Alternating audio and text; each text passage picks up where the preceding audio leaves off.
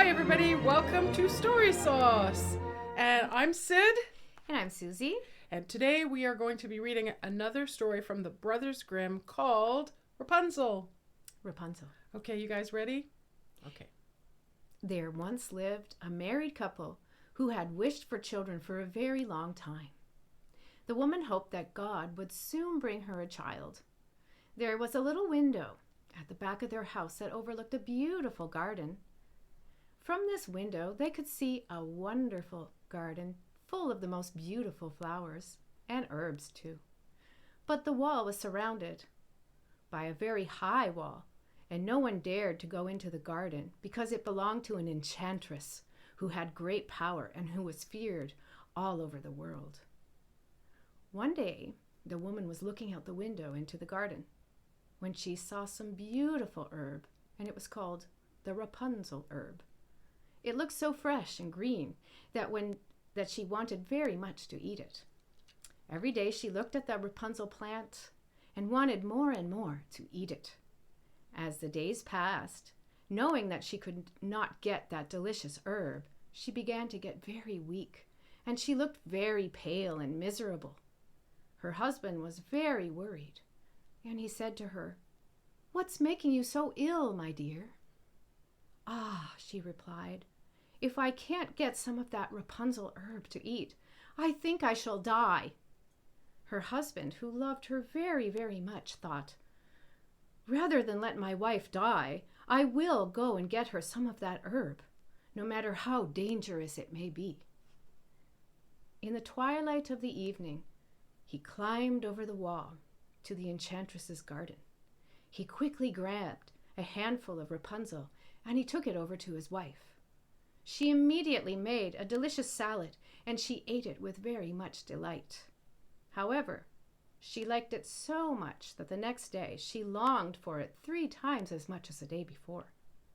Her husband knew that he would have no rest unless he went again into the garden. So again, in the evening, he climbed over the wall. But when he reached the garden, he was terribly frightened, for there before him stood the enchantress. "How do you dare come into my garden and steal my herbs like a thief?" the enchantress cried angrily. "You will suffer for this." "Oh," he replied, "please take mercy on me. I only did it out of necessity. My wife saw the Rapunzel from the window and thought that she would die if she could not taste such a delicious herb." The enchantress allowed her anger to soften and said to him, "If this is the truth, I will allow you to take as much of the herb as you like. However, there is one condition. You must give me the first child that your wife brings into this world. The child shall be treated well, and I will care for it like a mother." The man was so terrified that he agreed to her condition. And when his wife later gave birth to their first child, the enchantress appeared at once, gave the baby girl the name Rapunzel, and took her away. Rapunzel grew into the most beautiful child, and when she was 12, the enchantress locked her up in a tower which stood deep in a forest and had no stairs or a door, but just one little window at the very top. When the enchantress wanted to go into the tower, she stood beneath the window and cried, "Rapunzel, Rapunzel, let down your hair." Rapunzel had magnificent long hair, as fine as spun gold. And when she heard the enchantress call, she undid her long braids, wound them around one of the hooks of the window, and then her hair fell 20 feet down to the ground. Then the enchantress climbed up the tower with Rapunzel's hair. One day, after a year or two, the king's son rode through the forest and passed by that tower. As he passed, he heard a song which was so charming and beautiful that he had to stop his horse to stay and listen. It was Rapunzel, who in her solitude passed her time singing songs with a very sweet voice. The king's son wanted to go up to her, but he couldn't find a door to that tower anywhere. So he rode home. But the singing had so deeply touched his heart that every day he went out in the forest and he was listening for it. Once, when he was standing listening by a tree, he saw the enchantress come to the tower, and he heard her cry, "Rapunzel, Rapunzel, let down your hair." Then Rapunzel let down her braids of hair, and the king's son watched her climb up the tower with the long hair. If that is the ladder by which a person can enter the tower, then I will try my luck, he said to himself. And the next day, when it began to get dark, he went to the tower, and he cried, "Rapunzel, Rapunzel, let down your hair." Immediately the long hair fell down, and the king's son climbed up. At first, Rapunzel was terribly frightened by this man, who she had never seen before. But the king's son began to talk to her like a friend, and he told her that his heart had been so moved by her singing that he had no rest at all, and he knew that he just had to see her. Then Rapunzel lost her fear, and when he asked her if she would take him for her husband, and she saw that he was so young and he was so handsome, she thought, "He will love me more than the old enchantress ever has." And so she agreed to marry the king's son, and she put her hand in his and said, "I will willingly go away with you, but I do not know how to get out of the tower. Bring me some silk every time you come to visit me, and I will weave a ladder with it.